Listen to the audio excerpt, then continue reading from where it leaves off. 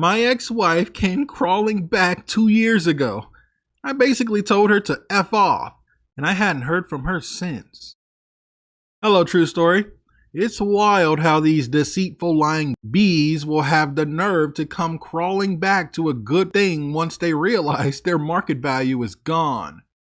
My 40-year-old wife, Jezebel, left me years ago, during the pandemic. Completely disappeared, but left her laptop at our shared home. With snooping, I eventually found out where she was, and I had her serve divorce papers. She signed them, and she complied. The divorce happened, and her butt came crawling back a couple years later. I did feel a bit sad when I saw her, but I don't know. But she has seemed to have lost her mind. You'll see. Here's my story. First off, true story, I have to thank you for the platform you've provided for us men all around the world. I heard an email you read, and the guy was from France, and another video where the guy was from somewhere in Africa. That's incredible, man. Talk about reach. Not only you, but other channels also. Similar ones. Keep rocking out, my dude. All right, let's start from the beginning. My ex-wife fought hard to get me. At the time, I was pretty sure I had zero interest in marriage or even a relationship. I'd got cheated on by my ex 2 years prior to meeting my ex-wife, Jezebel. I guess it wouldn't hurt to tell about that crazy situation, huh, True? So I'll call that girl. I'm not saying that. True, if you can't use that word, feel free to call her W. Okay, we'll call her W. Yeah, I'm sure you guys can figure out what he's calling her. So I dealt with W for 4 years. Supposedly, serious monogamous relationship. W and I decided to become monogamous once we started discussing moving in together. The day we moved in was 3 years into our relationship. I went into this relationship with W trusting everything.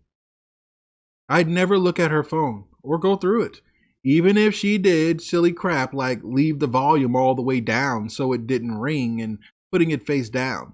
Even though my gut was telling me to focus more on that, I ignored it. I remember feeling like I was in my head too much and I needed to relax. So I did. I ignored obvious sneaky behavior. So I take half blame for that failed relationship. I really do. I let her slide with her bullcrap. W probably figured she could do that, what she wanted, and she's just really good at hiding stuff. I practically gave her the courage to continue being that way. W probably thought, I'm good at this. I'll just be even better next time. I did learn that W cheated on her next boyfriend because that new boyfriend is cousins with my buddy. That boyfriend went to jail after discovering W cheating on him in his own apartment. Wow.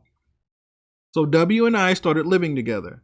Things were pretty good, and after about a month, W wanted to quit working and be cared for. I told her that wasn't part of the arrangement.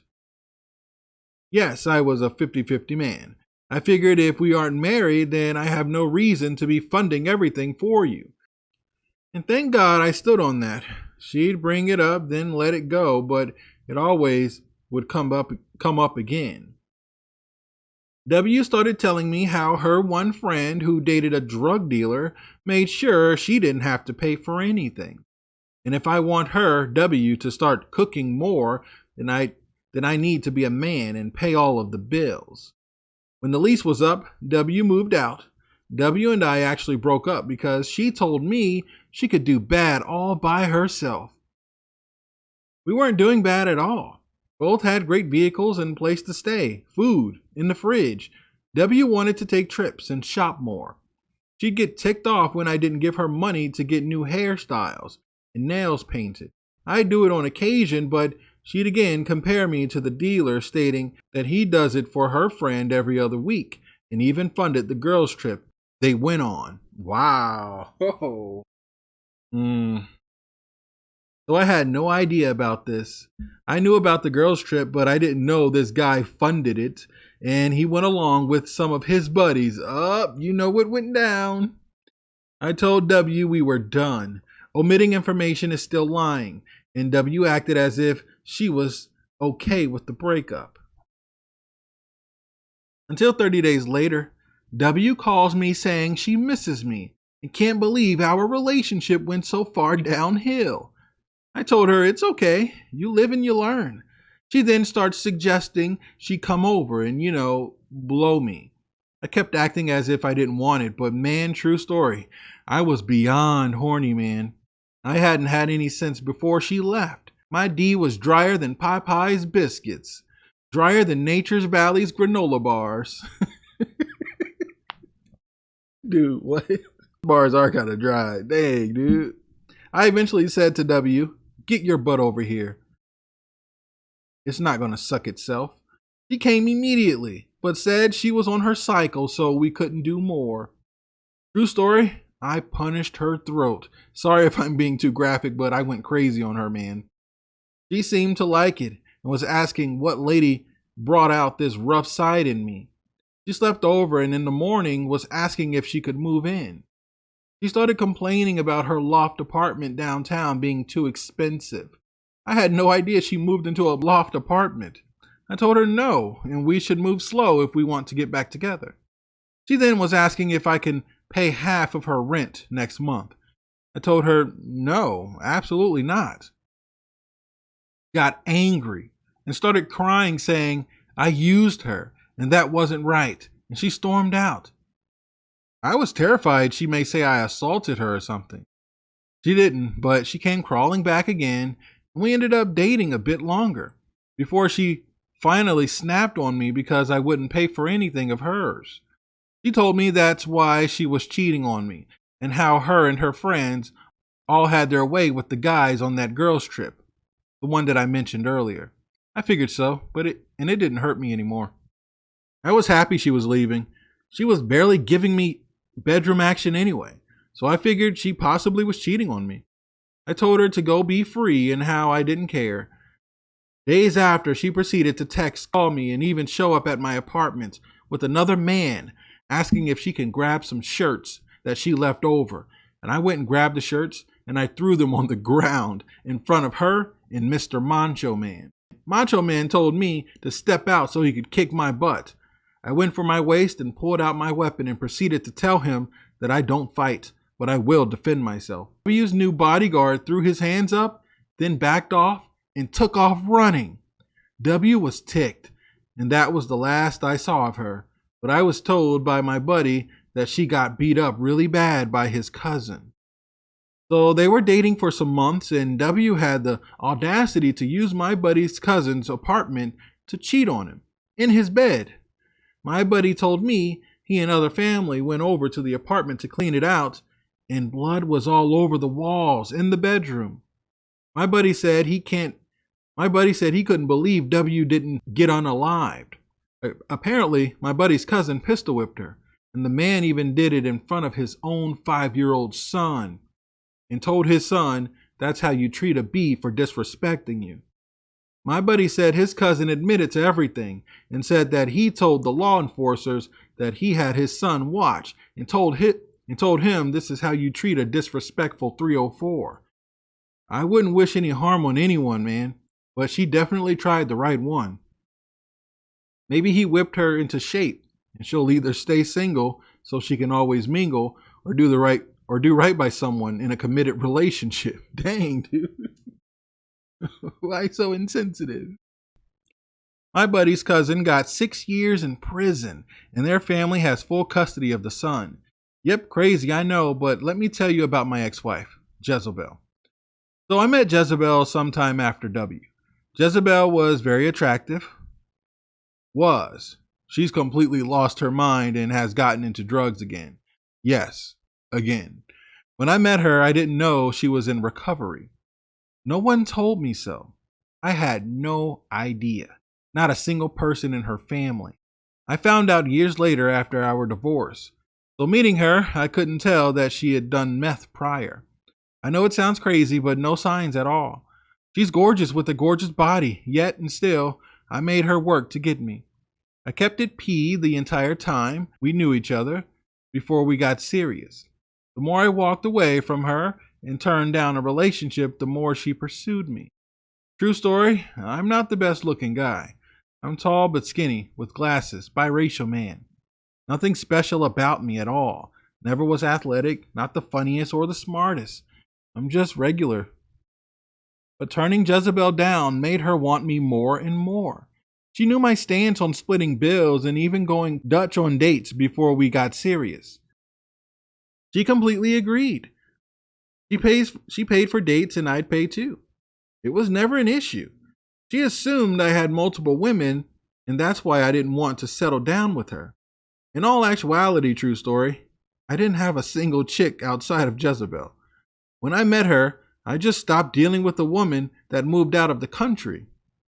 She was in the Air Force. Jezebel would always say, I'm going to outdo all of them. You'll choose me, I know you will. The whole time, I didn't confirm that I had all these other chicks, but I definitely did not deny it and say it wasn't true. Anyway, Jezebel won me over. She put in the work for sure, cooking for me, coming over to clean, and eventually I became monogamous with her. To skip a lot of other things, we ended up marrying down the line. I was for sure I did things the correct way, to get a wife to obey me. Boy, was I wrong. Jezebel never wanted to quit her job, even after marrying. She was okay with splitting everything down the middle, until some of her girlfriends got in her ear and told her a man should pay for everything, like their men did. Here comes this crap again. How is this happening again? She even had her girlfriend's husband gang up on me at a get-together once. That was the last straw for me. Clearly for her as well, because the sneaking around started.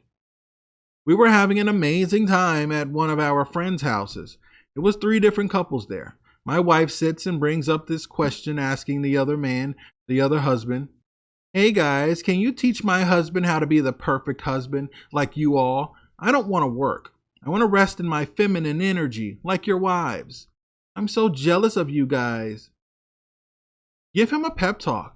And then she looked over at me and just stared. And I looked at everyone else and everyone is just staring at me.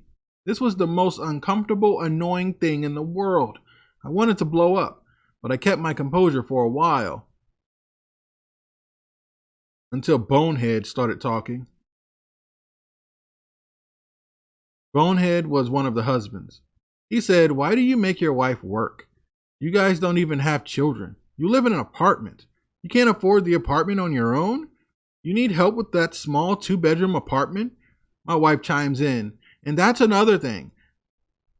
He doesn't want to get me a house, which was a lie.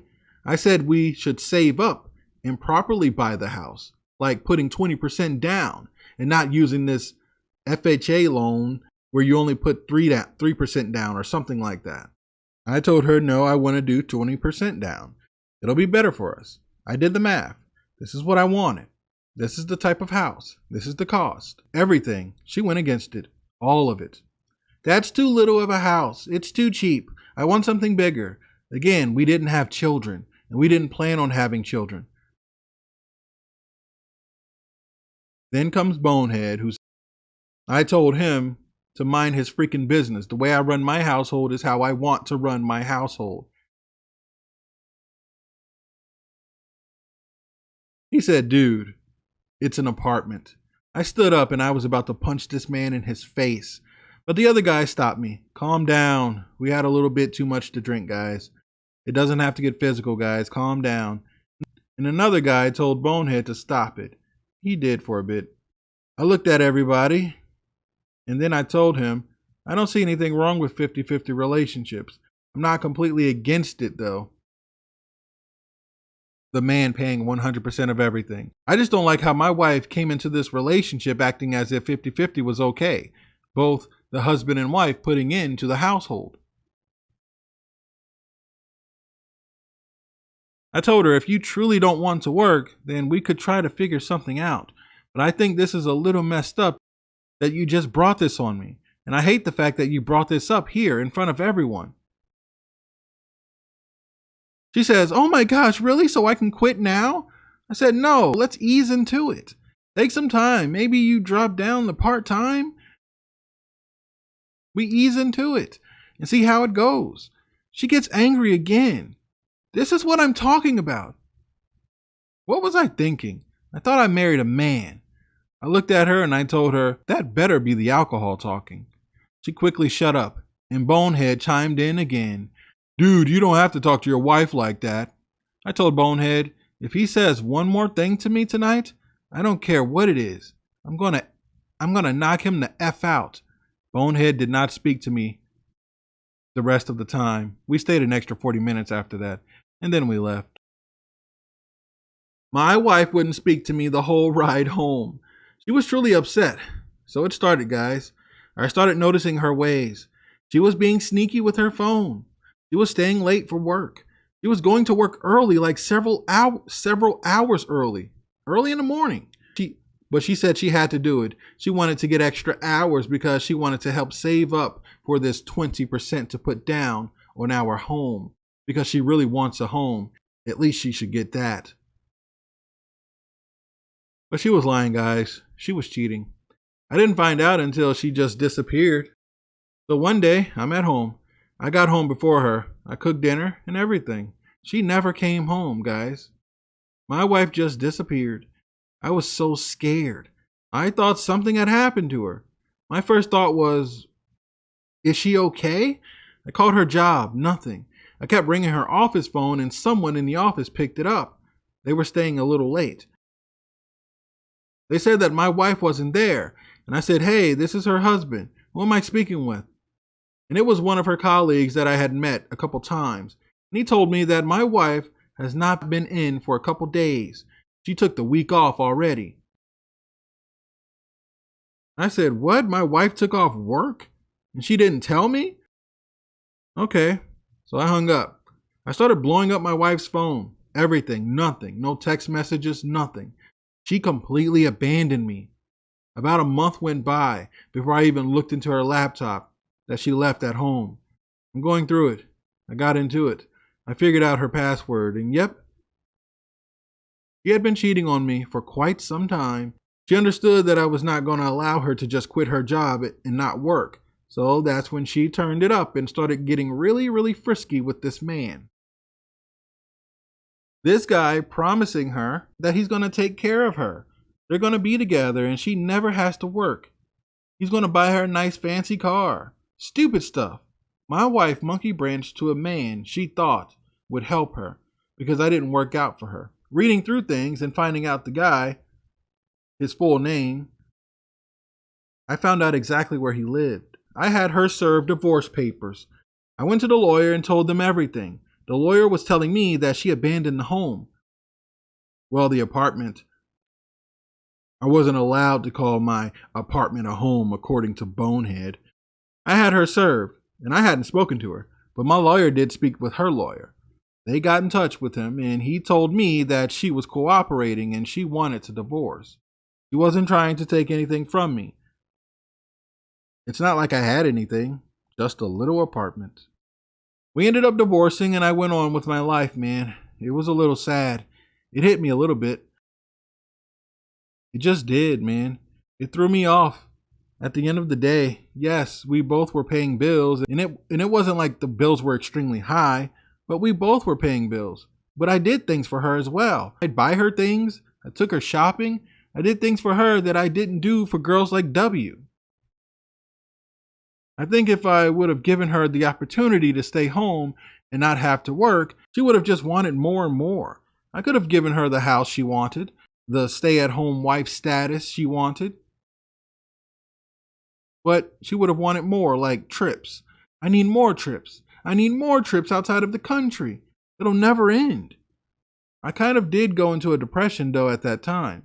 I was laid off from my job, but it didn't last long. They laid me off out of fear.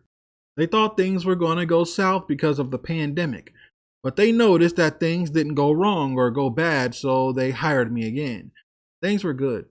I stayed for a while, but still, my wife abandoned me. I was alone. I was working from home, and it's like I could never go anywhere without wearing a stupid mask, and it was just annoying. I couldn't handle it.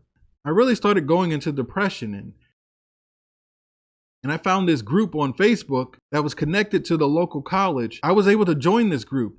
We also had our own one-on-one therapist. I tell you, this man really, really helped me out. I truly needed that. He got me through it. That group got me through it. Everything. We did everything online, of course, but it was amazing. Maybe I'll write a part 2 and tell you all about that experience. Men's mental health is very important, and I know it's not considered by many, but it should be thought of. So just last year, guess who came crawling back to my place? Not the same apartment, but somehow she found out exactly where I was living. I got a condo, well, a townhouse. She showed up looking awful, almost unrecognizable. I couldn't believe it was her. Jezebel? Is that you?